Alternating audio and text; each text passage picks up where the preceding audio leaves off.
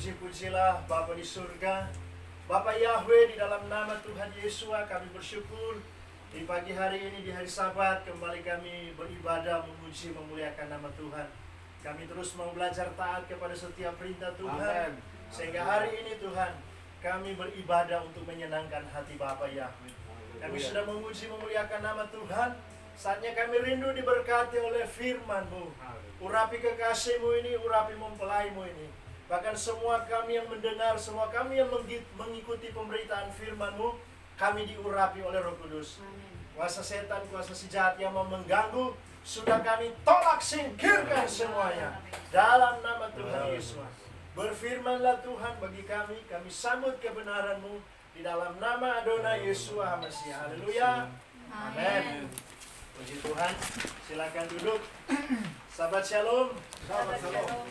Sekali lagi sahabat Shalom. Sahabat Shalom. Haleluya. Kita diberkati oleh Bapa Yahweh karena saya percaya kita ada sampai hari ini bukan kekuatan kita manusia, tapi semata-mata karena perlindungan Tuhan. Dan itu memang adalah janji Tuhan. Dalam Matius yang ke-28 ayat yang ke-19-20, di sana Tuhan berkata, Yesus berkata, Dia akan menyertai kita sampai kepada kesudahan alam.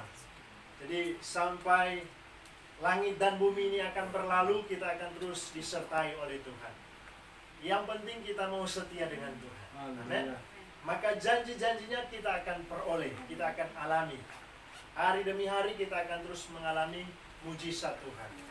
Kita sehat, kita masih bernafas, itu mujizat yang luar biasa. Amin. Mujizat yang luar biasa. Sehat saja kita sudah harus bersyukur kepada Tuhan. Puji Tuhan, kita akan belajar firman Tuhan pada saat pagi hari ini. Kita akan belajar dalam kitab Yeremia 9. Kita akan membaca kitab Yeremia 9 ayat 23 sampai ayat yang ke-24. Tema hari ini, mengenal Bapa Yahweh adalah kebahagiaan. Mengenal Tuhan adalah suatu kebahagiaan. Atau bagaimana supaya kita mengalami kebahagiaan? Harus mengenal Tuhan. Mari kita bangkit berdiri, kita akan membacakan firman Tuhan ini. Yeremia yang ke-9 ayat 23-24.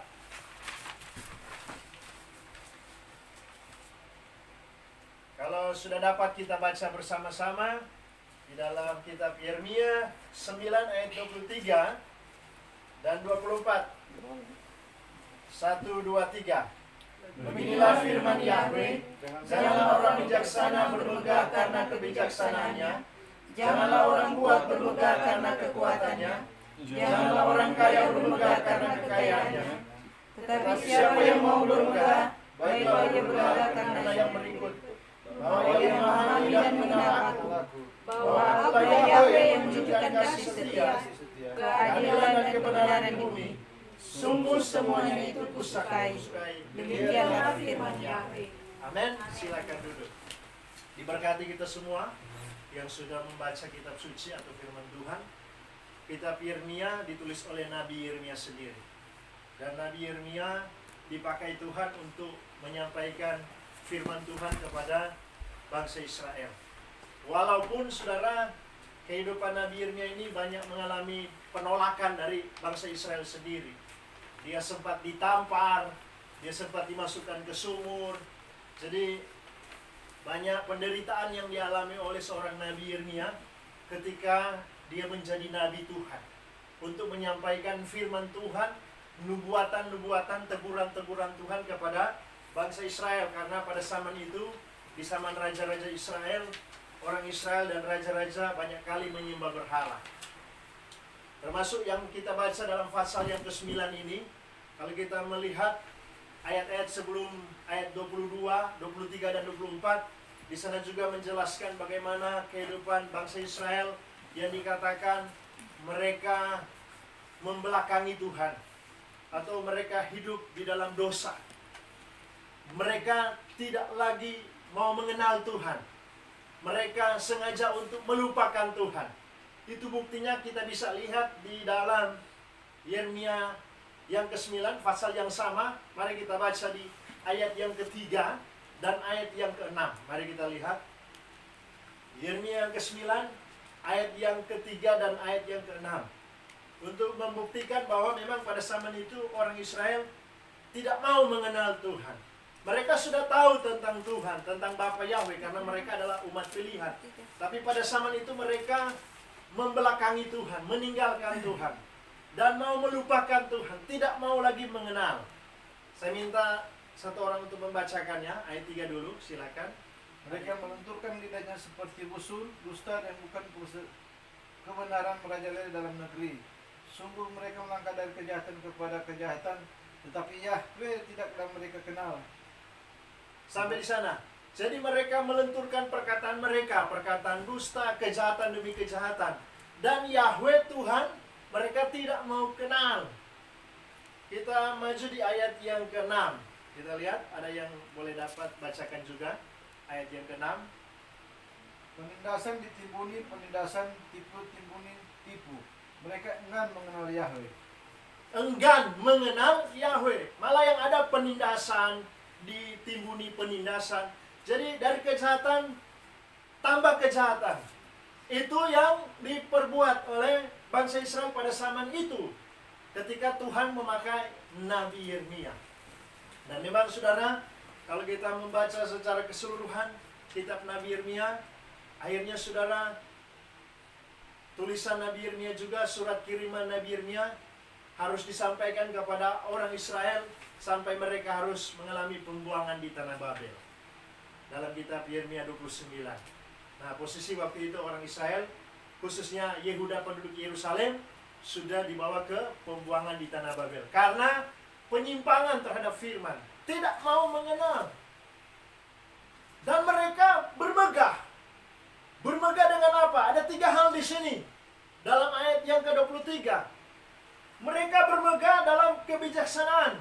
Sudah tidak mau mengenal Tuhan, enggan mengenal Tuhan, menolak pengenalan akan Tuhan, tapi bermegah. Bermegah dengan kebijaksanaan. Bermegah di sini artinya bangga. Bangga dengan kebijaksanaan yang dimiliki. Padahal dalam kategori sebenarnya mereka sedang menyembah berhala, sedang menyimpang dari kebenaran. Kita bijaksana harus, karena memang Tuhan mau kita harus bijaksana. Amin. Di dalam kitab Mazmur 92 ayat yang ke-12, 10-12 di situ, ajarlah kami menghitung hari-hari yang kami lalui supaya kami memperoleh hati yang bijaksana. Bijaksana itu harus. Tapi kalau jadi bangga dengan kebijaksanaan itu jangan. Amin. Tidak boleh. Mari kita akan membaca, saudara, mengapa Tuhan melarang jangan kita bermegah karena kebijaksanaan kita. Saya minta satu orang untuk membacakannya di dalam kitab Yesaya yang ke-5 ayat 21. Jadi jangan bermegah karena kebijaksanaan kita. Menganggap bahwa kita ini bijaksana. Bangga artinya sombong dengan kebijaksanaan. Apalagi posisi orang Israel waktu itu, mereka hidup dalam kejahatan. Jadi bermegah dengan kejahatan mereka. Mereka anggap itu adalah suatu kebijaksanaan. Padahal mereka enggan mengenal Tuhan. Tuhan tidak mau seperti itu.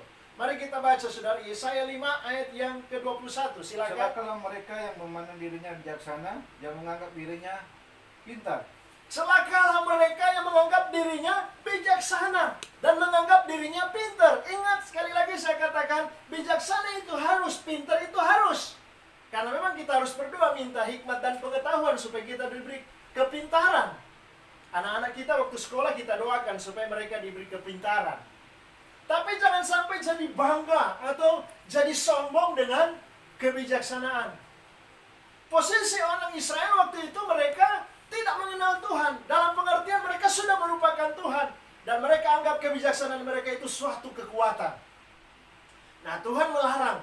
Jangan bermegah karena kebijaksanaan. Ternyata celakalah, dalam Yesaya 5 ini ayat 21, celakalah orang yang menganggap dirinya bijaksana dan menganggap dirinya pintar. Dengan pengertian lain bahwa menganggap orang dia lebih daripada yang lain. Tentunya seperti itu pengertiannya. Menganggap, saudara, dia lebih daripada yang lain. Mungkin bisa saja dia lebih daripada Tuhan. Bisa beranggapan seperti itu. Orang kalau dalam kejahatan, dalam dosa, dia punya sifat hati, bahkan perbuatannya akan nampak, saudara. Kesombongannya akan muncul. Karena apa? Menolak firman. Dia akan bermegah dengan apa yang dianggap bijaksana menurutnya. Itu yang pertama dalam Yeremia 9 tadi, ayat yang ke-23. Jangan bermegah karena kebijaksanaan. Karena ternyata Tuhan katakan Yesaya 5 ayat 21, celaka orang yang menganggap dirinya bijaksana dan pintar. Kita lihat bagian yang kedua. Jangan bermegah karena kekuatan. Yeremia yang ke-17 ayat 5 dan ayat yang ke-6. Karena ternyata ada teguran Tuhan juga di dalam kitab Yeremia 17 ayat yang ke-5 dan ayat yang ke-6. Silakan dibacakan. Beginilah firman Yahweh, terkutuklah orang yang mengandalkan manusia, yang mengandalkan kekuatannya sendiri, dan yang hatinya menjauh daripada Yahweh. Terus? Ia akan seperti semak bulus yang di padang belantara. Ia tidak akan mengalami datangnya keadaan baik. Ia akan tinggal di tanah angus, di padang gurun, di negeri padang asin yang tidak berpenduduk. Amin.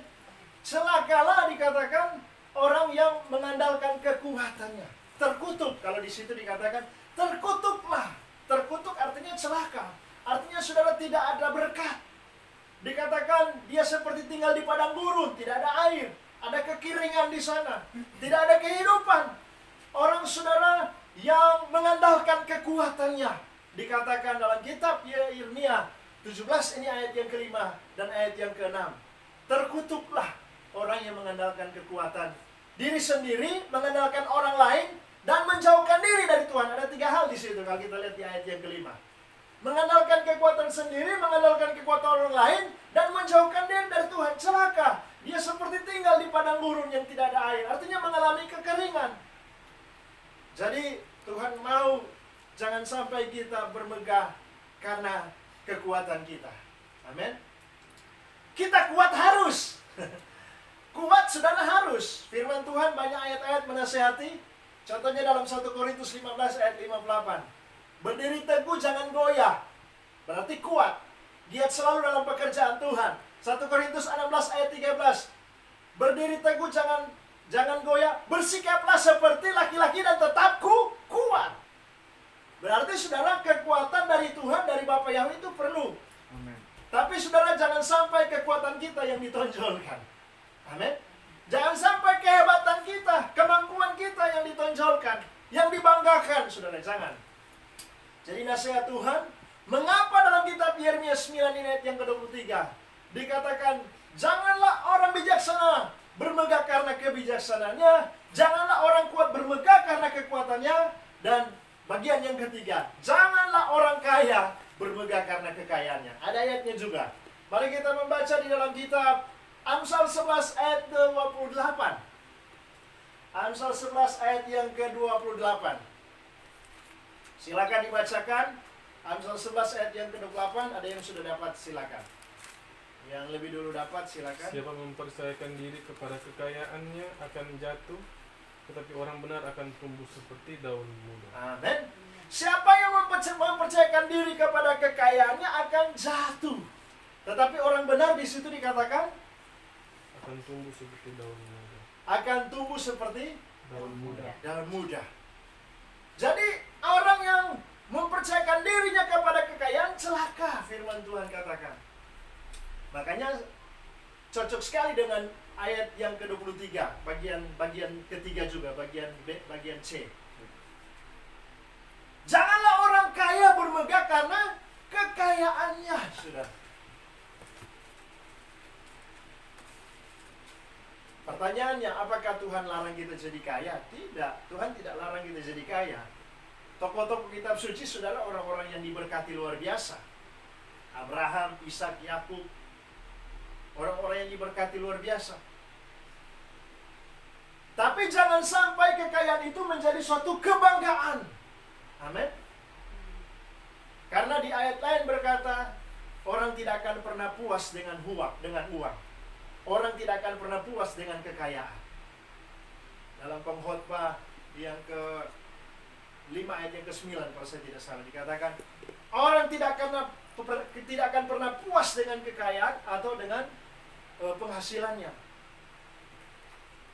Kalau itu yang menjadi saudara tujuan. Nah, bagi kita tentunya bukan itu yang menjadi tujuan kita. Jangan bermegah karena kekayaan. Amin. Kekayaan juga di sini luas pengertiannya, bukan cuma secara materi, tapi juga kekayaan rohani.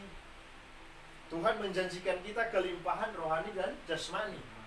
Yohanes 10 ayat 10, Yesus datang memberikan hidup dalam segala kelimpahan. Kalau hidup bicara kehidupan.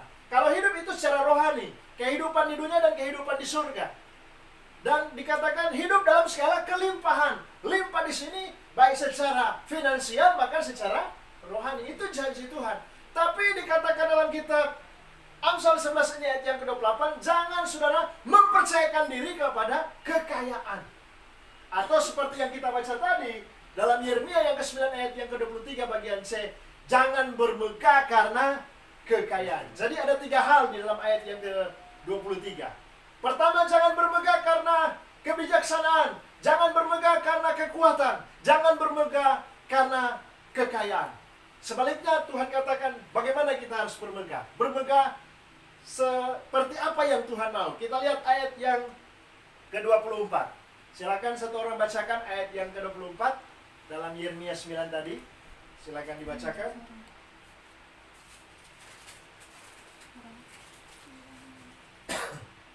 Tetapi siapa yang mau bermegah, baiklah bermegah karena yang berikut ini, bahwa ia memahami dan mengenal aku, bahwa akulah Yahweh yang menunjukkan kasih setia, keadilan dan kebenaran di bumi.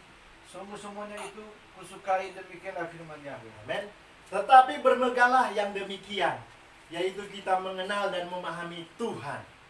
Amin. Bermegah karena kita memahami dan mengenal Tuhan. Nah, pertanyaannya, Tuhan mana yang kita harus pahami dan kenal? Di dunia ini banyak Tuhan. Di dunia ini banyak agama. Semua agama punya sesembahan, punya ajaran, punya kitab suci. Di Indonesia saja, saudara, ada 5 agama, ada 6 agama. Ada agama Kristen, ada agama Katolik, ada agama Muslim, ada agama Konghucu, ada agama Buddha, ada agama Hindu. Semua punya kitab suci masing-masing, semua punya sesembahan masing-masing, semua punya ajaran masing-masing. Nah, kalau kita untuk umat Nasrani, orang Kristen, kita harus menyadari sesembahan kita, Tuhan yang disembah oleh Abraham, Ishak, Yakub. Bahkan sebelum disembah oleh Abraham, Ishak, dan Yakub, Tuhan yang disembah oleh Adam, Set, Enos, manusia pertama Adam, seterusnya Set, Enos, dan seterusnya datang kepada Abraham, Ishak, Yakub, kepada bangsa Israel. Sebab saudara, orang Kristen atau umat Nasrani, akar iman kita dari Israel. Firman Tuhan berkata dalam Yohanes yang ke-4, mari kita lihat, mulai ayat yang ke-22. Yohanes yang ke-4, mulai ayat yang ke-22. Kita bacakan. Kalau boleh agak nyaring suaranya supaya kedengaran. Dalam Yohanes 4, mulai ayat yang ke-22. Silakan, Hana boleh baca. Kamu menyembah apa yang tidak kamu kenal, kami Ya. menyembah apa yang kami kenal, sebab keselamatan datang dari bangsa Yahudi. Itu ayat berapa? 22. Ayat 22 dulu. Mulai dari 22. Kamu menyembah apa yang tidak kamu kenal, kami menyembah apa yang kami kenal, sebab keselamatan datang dari bangsa Yahudi. Terus, Tetapi saatnya akan datang dan sudah tiba sekarang, bahwa penyembah-penyembah benar akan menyembah Bapa dalam roh dan kebenaran, sebab Bapa menghendaki penyembah-penyembah demikian. Haleluya. ya, jadi saudara, ayat 22 jelas. Tuhan Yesus bercakap dengan perempuan Samaria. Nah, posisi orang Samaria waktu itu, saudara, memang Samaria itu sebenarnya adalah bagian dari Israel. Tapi di zaman raja-raja, kalau kita baca dalam 2 Raja-Raja yang ke-17, Raja Asyur, yaitu Raja Sanherib, dia menawan orang Israel yang ada 10 suku. Dan dia tawan, dia bawa ke Asyur. Dan dia tempatkan orang-orang yang ada di Samaria waktu itu, ibu kota Samaria yang 10 suku, Israel bagian utara, itu bukan lagi penduduk asli dari Israel. Karena Israel pada saat itu sudah dibawa ke tanah Asyur oleh Raja Asyur, Raja Sanherib. Dan yang ditempatkan di Samaria waktu itu adalah orang-orang Sefarwaim, ada orang-orang saudara Babel, bangsa-bangsa kafir. Kalau kita baca keseluruhan dalam kitab 2 Raja-Raja 17, kita bisa lihat di sana jelas sekali. 2 Raja-Raja 17 tentang bagaimana Israel itu ditaklukkan dan dibawa ke tanah Asyur. Dan digantikan orang-orang yang tinggal di Samaria adalah orang-orang bangsa kafir. Makanya ketika datang kepada zaman Yeshua Mashiach, orang Samaria dan Israel itu mereka tidak bisa bergaul. Karena memang orang Samaria waktu itu bukan penduduk asli lagi Israel. Nah, Samaria, saudara, kalau kita lihat ada perempuan Samaria bertemu dengan Yeshua. Nah, orang Samaria beranggap bahwa di tempat itu mereka harus menyembah. Tapi Yesus katakan, harus menyembah Tuhan di dalam roh dan kebenaran. Bukan lagi di gunung ini, bukan lagi di Samaria ini, di mana ada sumur Yakub, bukan lagi di situ. Menyembah karena Tuhan itu roh, Bapa Yahweh itu roh, harus menyembah Dia di dalam roh dan kebenaran. Artinya penyembahan tidak lagi dibatasi oleh ruang dan waktu. Amin. Amin. Penyembahan tidak lagi dibatasi oleh ruang dan waktu. Kita menyembah saudara di tempat ini, saudara-saudara kita menyembah di tempat yang lain, kita beribadah dalam waktu yang sama atau jam yang sama, Tuhan hadir. Karena Dia adalah Bapa Yahweh omnipresent. Amin. Dia Tuhan Maha Hadir. Haleluya. Amin. Atau dalam bahasa Ibrani, Yahweh sama. Tuhan Maha Hadir. Nah, Yeshua katakan, kamu hai orang Samaria, Dia bercakap dengan perempuan, kamu menyembah apa yang tidak kamu kenal, kami menyembah apa yang kami kenal. Keselamatan datang dari bangsa Yahudi. Artinya, melalui Yeshua Mashiach, keselamatan itu kita peroleh. Amin. Amin. Karena memang saudara, Yeshua secara manusia, secara daging, Dia adalah keturunan Yahudi. Dia memang Tuhan. Waktu Dia datang 2000 tahun yang lalu, Dia adalah Bapa Yahweh sendiri dalam wujud manusia. Tapi saudara, karena Dia dikandung oleh perempuan Maria, Dia saudara memang manusia. Jadi saudara, Dia menyampaikan kepada perempuan Samaria yang waktu itu, keselamatan itu datang dari bangsa Yahudi. Artinya saudara, kalau kita kembali lihat kitab suci seperti Yesaya 2, dalam kitab juga Mazmur 100 yang ke-49, di situ dijelaskan, dan di dalam Roma yang kedua ayat 3, orang Israel itu pertama-tama kepada mereka lah firman Tuhan dipercayakan. Amin. Kepada mereka lah firman Tuhan dipercayakan, kepada bangsa-bangsa lain tidak. Malah kalau kita baca di dalam kitab Amos 3 ayat yang kedua, mari kita lihat Amos 3 ayat yang kedua. Tuhan pernah berkata lewat Nabi Amos, cuman bangsa Israel yang Tuhan kenal. Bangsa-bangsa lain di dunia ini tidak Tuhan kenal. Tapi bersyukurlah kita karena Yeshua datang ke dunia ini 2000 tahun yang lalu. Bapa Yahweh datang dalam wujud manusia yaitu Yeshua. Maka kita mengalami kecipratan keselamatan. Melalui penolakan sebagian besar orang Yahudi, yaitu ahli Taurat dan orang-orang Farisi. Kita mengalami yang namanya kasih karunia.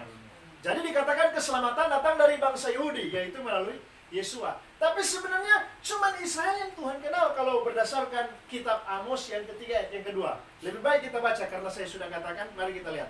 Amos 3 ayat yang kedua, silakan dibacakan. Hanya kamu yang kukenal dari segala kaum di muka bumi. Sebab itu aku akan menghukum kamu karena segala kesalahanmu. Nah, Tuhan berbicara lewat Nabi Amos kepada orang Israel, hanya kamu yang aku kenal dari semua bangsa di muka bumi ini. Makanya ketika kamu berbuat dosa, aku akan tegur. Nah, genaplah firman Tuhan Wahyu 3 ayat yang ke-19. Barang siapa aku kasih, yang ku tegur dan ku ajar. Amin. Kita ini kalau sudah masuk pada kategori orang-orang yang dikasih oleh Tuhan, ketika kita mulai ada kelalaian, kita mulai saudara sengaja-sengaja berbuat dosa, ada teguran. Kalau kita ini Tuhan kasih, Dia tegur. Kalau tidak diikuti, dicubit atau dicambuk. Karena saudara, ada ayatnya. Barang siapa aku kasih, yang ku tegur dan ku ajar.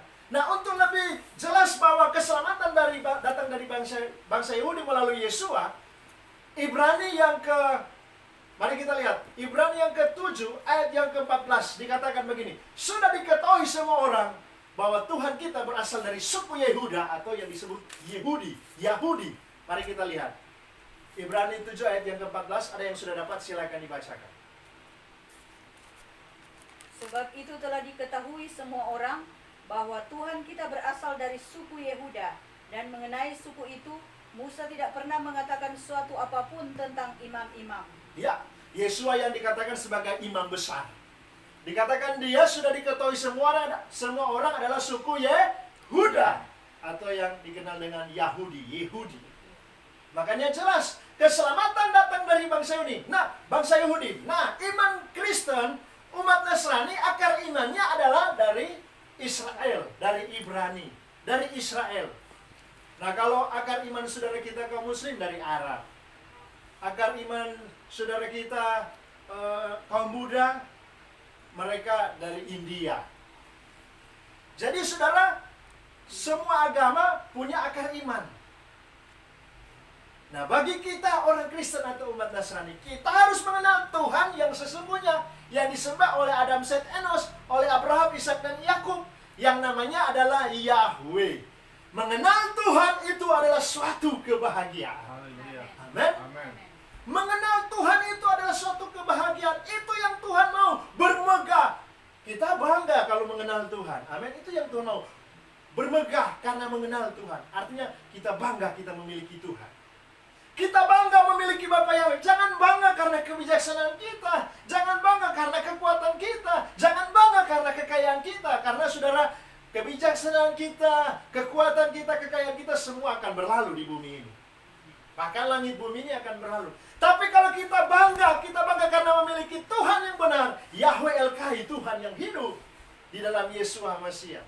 Karena memang saudara, nama Tuhan pencipta langit bumi dan segala isinya, yang saudara disembah oleh, sekali lagi saya katakan, oleh Adam, Set, Enos, oleh Abraham, Ishak, Yakub, oleh bangsa Israel.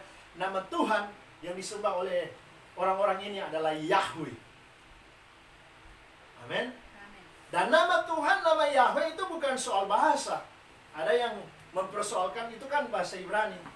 Itu bukan soal bahasa. Itu adalah nama diri yang Tuhan perkenalkan sendiri kepada Musa.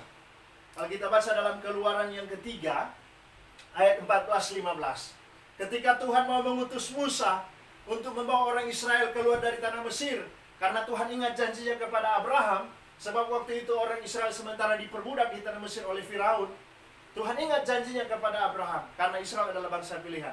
Tuhan utus Musa, tapi sebelum Musa melangkah, waktu dia bertemu dengan Tuhan lewat semak duri, di mana semak duri itu menyala tetapi tidak hangus, dan Tuhan berbicara kepada Musa. Musa bertanya soal nama Tuhan. Jangan sampai orang Israel bertanya, siapa nama yang mengutus engkau? Siapa pribadi yang mengutus engkau?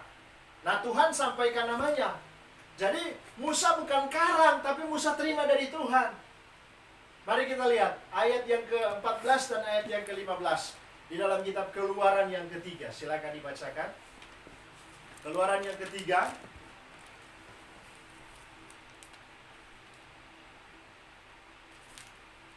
Ya, silakan dibacakan. Keluaran 3 ayat yang ke-14-15. Mari saya minta bantu untuk baca supaya kita lebih cepat. Kita lihat, kita dengar bersama-sama Keluaran 3. Silakan. Ayat 14-15. Ada yang sudah dapat? Mak, tolong baca. Maka bangkitlah murka Yahweh terhadap Musa, dan ia berfirman, bukankah di situ Harun orang Lewi itu kakakmu? Aku tahu bahwa ia Keluaran pandai. 3. Keluaran 3 ayat 14-15. Keluaran 3 ayat 14-15. Ya. Daftar Yahweh kepada Musa, aku adalah aku. Lagi dafarnya, beginilah kau katakan kepada orang Israel itu, akulah aku, telah mengutus aku kepadamu. Ya. Selanjutnya berdafarlah Yahweh kepada Musa, beginilah kau katakan kepada orang Israel, Yahweh Elohim nenek moyangmu, Elohim Abraham, Elohim Ishak, Elohim Yakub telah mengutus aku kepadamu. Itulah namaku untuk selama-lamanya, dan itulah sebutanku turun-temurun. Amin. Ayat 14 menyatakan keberadaan eksistensi Tuhan itu ada. Aku adalah aku. Tuhan nyatakan kepada Musa, Tuhan itu ada. Sang pencipta langit bumi dan segala isinya itu ada. Karena dia yang menciptakan langit bumi dan segala isinya termasuk manusia. Nanti di ayat 15 baru dijelaskan, Yahweh, Tuhan Abraham, Tuhan Ishak, Tuhan Yakub, itulah namaku untuk selama-lamanya dan sebutanku turun-temurun. Kalau dalam terjemahan ILT, pengingatku selama-lamanya. Jadi turun-temurun dari generasi ke generasi. Kata selama-lamanya, saudara, itu tidak ada batas waktu. Itulah sebutanku selama-lamanya. Yahweh, Tuhan Abraham, Tuhan Ishak, Yakub, itulah namaku untuk selama-lamanya dan sebutanku turun-temurun. Amin. Jadi nama Tuhan itu kekal, bukan soal bahasa. Bahasa karena bahasa Ibrani, bukan. Memang itu namanya, memang tulisan Ibrani YHWH, Yahweh bacanya. Tapi saudara, namanya, nama diri, nama pribadi itu adalah Yahweh. Ketika 2000 tahun yang lalu dia datang ke dunia dalam wujud manusia dengan nama Yeshua Mashiach. Amin. Karena saudara, Yeshua dia adalah Bapa Yahweh itu sendiri. Yohanes 10 ayat yang ke-30, aku dan Bapa adalah Satu, kata Yesua. Yohanes yang ke-14. Kalau kita membaca, saudara, di dalam kitab Yohanes yang ke-14, ada seorang murid bertanya begini kepada Yesua. Yesua, tunjukkanlah Bapa itu kepada kami sudah cukup, yaitu Filipus. Yesua katakan, sudah sekian lama kamu mengikut aku, kamu ada bersama-sama dengan aku. Belumkah kamu mengenal Bapa? Melihat aku, kata Yesua, sudah melihat Bapa. Karena aku di dalam Bapa, Bapa di dalam aku. Bahkan Yesua pernah berkata, jika kamu tidak mengakui akulah Dia, Yesua adalah Bapa Yahweh, kamu akan mati dalam dosa-dosamu. Yohanes 8 ayat yang ke-24. Mari kita lihat. Yohanes 8 ayat yang ke-24. Silakan dibacakan. Yohanes 8 ayat yang ke-24. Karena itu tadi aku berkata kepadamu bahwa kamu akan mati dalam dosamu, sebab jikalau kamu tidak percaya bahwa akulah Dia, kamu akan mati dalam dosa. Nah, ini penjelasan Yesua tentang dirinya adalah Bapa Yahweh itu sendiri. Amin. Dia katakan kepada murid-muridnya, pengikut-pengikutnya waktu itu, termasuk saudara orang-orang Farisi ahli Taurat, orang-orang Saduki yang banyak kali menolak Dia sebagai Mesias. Orang Saduki tidak percaya Yesua, tidak percaya kebangkitan. Orang Farisi, saudara, pengajaran mereka munafik. Mereka tahu Yesus adalah Mesias, tapi mereka tidak mau mengakui. Yesus katakan, jika kamu tidak percaya akulah Dia, yaitu Bapa Yahweh, kamu akan mati dalam dosa-dosamu. Karena saudara, Yesus adalah Bapa Yahweh sendiri, yang datang ke dalam dunia ini dalam wujud manusia. Yesua artinya Dia laki-laki yang sedang menyelamatkan. Kalau dalam bahasa lain, Yahshua, Yahweh penyelamat. Nah, kata Yahshua itu juga saudara sama dengan kalau nama Yosua, itu juga sama saudara, artinya Yahweh penyelamat. Sama juga dengan Yesayahu, Yahweh adalah keselamatanku. Tapi saudara, kata juru selamat itu muncul dari kata Yesua. Dan saudara, lebih mengacu kepada Yesua yang adalah anak manusia. Amin. Lebih mengacu kepada Yesua adalah anak manusia. Karena memang Dia datang waktu 2000 tahun yang lalu untuk saudara menyelamatkan kehidupan kita dalam wujud manusia. Dia disebut anak manusia. Anak manusia. Makanya Yesua artinya Dia laki-laki yang sedang menyelamatkan.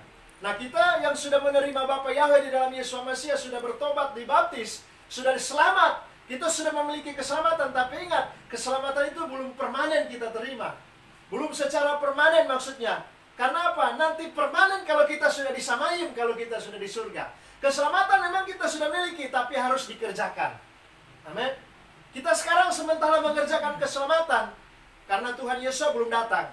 Nanti Dia datang kali yang kedua menjemput kita orang pilihan. Dalam Matius 24 dikatakan anak manusia datang di atas awan-awan. Siapakah anak manusia? Yesua. Siapakah Yesua? Dialah Bapa Yahweh. Amin. Dia akan datang menjemput kita gereja Tuhan, kehilat orang pilihan Tuhan. Dikatakan anak manusia, makanya kata Yesus itu lebih mengacu kepada pribadinya yang dalam wujud manusia. Dia datang 2000 tahun yang lalu dalam wujud manusia. Jadi saudara, siapakah Yesua? Siapakah Yahweh? Itu Tuhan yang sesungguhnya. Amin. Dan Tuhan katakan, firman Tuhan katakan hari ini, mengenal Tuhan adalah suatu kebahagiaan. Mengenal Tuhan adalah suatu kebahagiaan.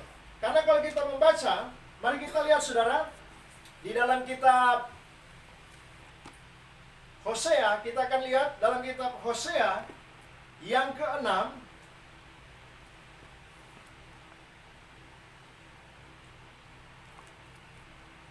Hosea yang ke-6 ayat yang ke-3. Kalau kita berusaha sungguh-sungguh mengenal Tuhan, Tuhan akan muncul seperti fajar. Kita baca. Dan biarlah kita berusaha untuk mengenal Yahweh. Amin. Yang bermunculannya seperti fajar yang menyingsing, dan Dia akan datang seperti hujan awal dan hujan akhir bagi kita. Dia akan menyirami bumi. Amin. Jadi kalau kita berusaha sungguh-sungguh mengenal Tuhan, Dia akan muncul seperti fajar yang menyingsing. Dan seperti air hujan yang mengairi bumi. Ingat, sebelum fajar menyingsing ada yang namanya malam. Ada yang namanya gelap. Dalam pengertian saudara, kalau kita sungguh-sungguh mau mengenal Tuhan, malam bicara pergumulan, malam bicara persoalan, malam bicara tantangan hidup. Kalau kita sungguh-sungguh mau mengenal Tuhan, selalu ada muncul fajar. Selalu ada terang, ada jalan keluar. Amin. Karena Bapa Yahweh dia adalah terang. Juga Yesus pernah berkata Yohanes 8 ayat yang ke-12, akulah terang dunia. Jadi kalau kita sungguh-sungguh mau mengenal Tuhan, Tuhan akan muncul seperti fajar. Bahkan seperti hujan akhir yang mengairi bumi. Hujan bicara kelimpahan. Amin. Hujan bicara berkat. Itu yang pertama, saudara. Kalau kita berusaha sungguh-sungguh mengenal Tuhan. Yang kedua, kalau kita mau mengenal Tuhan dengan sungguh-sungguh, kita diluputkan, kita dilindungi dari segala hal-hal yang membahayakan. Ini sudah jadi ayat hafalan. Mazmur 91 ayat yang ke-14. Tapi karena memang ada kaitan, tidak apa-apa kita baca. Mazmur 91 ayat yang ke-14 dibacakan, silakan. Sungguh hatinya melekat kepadaku, maka aku akan meluputkannya, aku akan membentenginya sebab ia mengenal namaku. Amin. Kita dibentengi, kita diluputkan. Karena pertama hati melekat dan mengenal nama Tuhan. Jadi saudara, mengenal nama Tuhan akan mengalami perlindungan. Diluputkan. Kita harus sadar bahwa dalam perjalanan hidup kita di dunia ini, setan tidak pernah tinggal diam. Dia berbagai macam cara mau menjerat, mau menjatuhkan, mau membinasakan kita. Tapi kita tidak perlu takut kalau kita sudah melekat hati kepada Tuhan dan mengenal Tuhan yang sesungguhnya, mengenal Bapa Yahweh dalam Yesua. Nama itu yang akan membentengi kita, yang akan memproteksi kehidupan kita. Amin. Sehingga keluar masuk kita dijaga oleh Tuhan. Keluar masuk kita dilindungi. Dalam Ulangan yang ke-28 ayat yang ke-6. Pada waktu engkau masuk, pada waktu engkau keluar, tetap dilindungi oleh Tuhan. Atau dalam Mazmur 121 ayat yang ke-8. Dari sekarang sampai selama-lamanya, kita dilindungi oleh Tuhan. Yang penting harus mengenal Tuhan. Kalau yang pertama mengenal Tuhan dengan sungguh-sungguh, berusaha sungguh-sungguh mau mengenal Tuhan, dia akan muncul seperti fajar. Yang kedua, saudara, kita mengalami perlindungan. Yang ketiga, kita baca di dalam kitab Mazmur 9 ayat yang ke-11. Mazmur 9 ayat yang ke-11. Orang yang mengenal namamu percaya kepadamu, sebab tidak kau tinggalkan orang yang mencari engkau, ya Yahweh. Bermasmurlah bagi Yahweh yang bersemayam di Sion, beritakan perbuatannya di antara bangsa. Ya, kita yang mengenal Bapa Yahweh dan yang mau memasyurkan namanya tidak akan pernah ditinggalkan. Amin. Amin. Kita tidak pernah ditinggalkan. Mungkin saudara sesama kita seringkali meninggalkan kita, melupakan kita, membiarkan kita, tidak peduli dengan kita. Tapi Tuhan tidak pernah meninggalkan kita. Saya bisa katakan sedetik pun Tuhan tidak akan pernah tinggalkan kita. Yang penting kita melekat dengan Tuhan, mengenal namanya. Makanya mengenal Tuhan itu adalah suatu kebahagiaan. Dan itu yang Tuhan mau kita harus bermegah di dalam namanya. Nanti sebentar ada ayat-ayatnya. Risiko kalau tidak mengenal Tuhan. Ada risikonya, saudara. Risiko kalau kita tidak mengenal Tuhan. Mari kita membaca. Di dalam kitab Mazmur yang ke-79, Mazmur 79 ayat 6. Dan siap-siap Yeremia 10 ayat 15. Mazmur 79 ayat 6. Ya. Tumpahkanlah amarahmu ke atas bangsa-bangsa yang tidak mengenal engkau, ke atas kerajaan-kerajaan yang tidak menyerukan nama. Akan mengalami tumpahan murka Tuhan. Tumpahkan murkamu, amarahmu ke atas bangsa-bangsa yang tidak mengenal nama Tuhan dan yang tidak menyerukan nama Tuhan. Sama juga, ada kaitan dengan Yeremia 10 ayat 15. Silakan dibacakan. Yeremia 10 ayat 15. Mereka adalah kesia-siaan, hasil karya cemohan, pada masa penghukuman mereka akan binasa. Yeremia 10 ayat 15, ya betul itu. Ya. Kalau bukan ayat 15, ayat 25. Di situ tentang juga, ya. Ayat 25. Tumpahkanlah amarahmu ke atas bangsa-bangsa yang tidak mengenal engkau, Ya, dan ke atas kaum-kaum yang tidak menyerukan namamu. Sebab mereka telah menelan Yakub, ya menelannya dalam membinasakannya, dan menjadikan sunyi tempat kediamannya. intinya adalah Yeremia yang ke-10 ini ayat yang ke-25.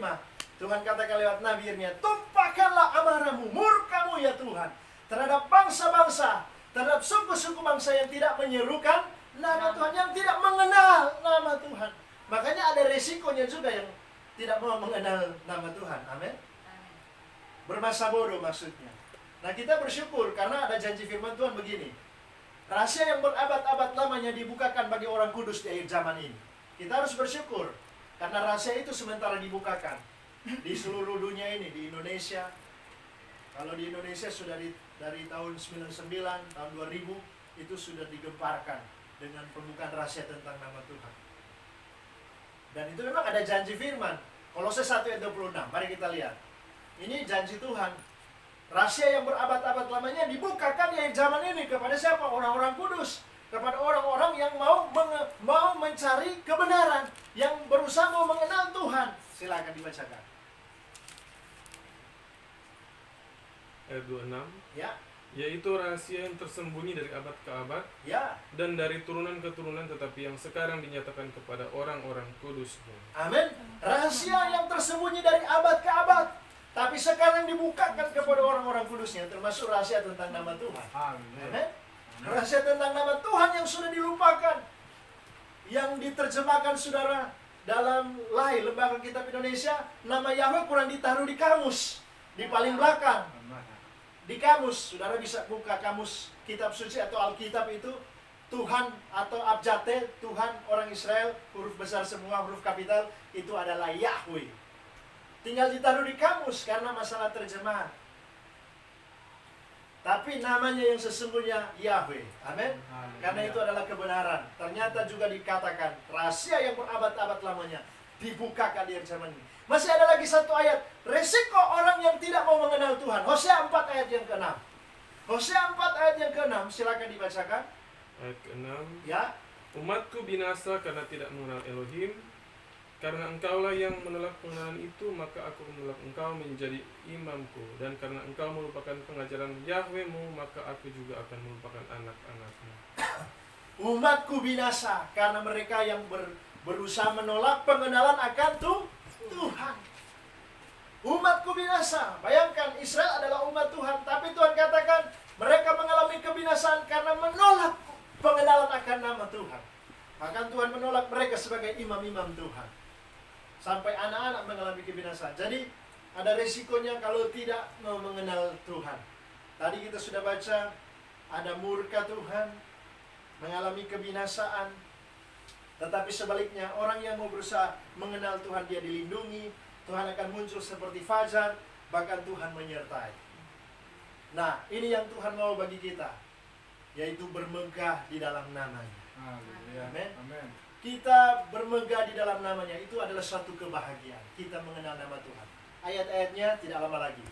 Kita baca 1 Tawarik 16 ayat 10, Mazmur 105 ayat 3, Sakaria 10 ayat 12. 1 Tawarik 16 ayat 10. Ya, Bermegahlah di dalam namanya yang kudus, biarlah bersuka hati orang-orang yang mencari Yahweh. amin. Bermegah di dalam namanya yang kudus. Jadi bermegah ternyata yang Tuhan kehendaki. Bermegah, berbangga bukan karena kebijaksanaan kita, bukan karena kekuatan kita, bukan karena kekayaan kita. Bermegah karena kita mengenal nama Tuhan. Amin. Kita juga baca dalam kitab Mazmur 105 ayat 3. 105 ayat yang ketiga, silakan dibacakan. Bermegahlah di dalam namanya yang kudus, biarlah bersuka cita orang-orang yang mencari Yahweh. Amin. Bermegah. Jadi disuruh bermegah di dalam namanya, di dalam nama Tuhan yang kudus. Sama juga dengan ayat terakhir ini, Sakaria 10 ayat 12. Sakaria 10 ayat 12. 3 ayat dengan 3 pribadi yang menulis, yaitu di kitab Tawarik, di kitab Mazmur dan kitab Sakaria sama, saudara. Kaitannya yaitu bermegah di dalam nama Tuhan. Silakan dibacakan. Ayat 12. Aku akan menguatkan mereka, dan mereka akan bermegah di dalam nama Yahweh. Demikianlah firman-Nya. Amin. Amin. Bermegah di dalam nama Yahweh. Itu adalah suatu kebahagiaan. Itu adalah kebahagiaan kita orang benar. Jadi bermegah bukan karena kebijaksanaan, bukan karena kekuatan kekayaan, tetapi bermegah karena kita mengenal Tuhan. Amin. Bermegah karena mengenal Tuhan. Dan kalau kita mengenal Tuhan, itu adalah suatu kebahagiaan. Kita mengalami kebahagiaan yang luar biasa. Puji Tuhan, biar firman Tuhan ini jadi kekuatan bagi kita. Kita bersyukur.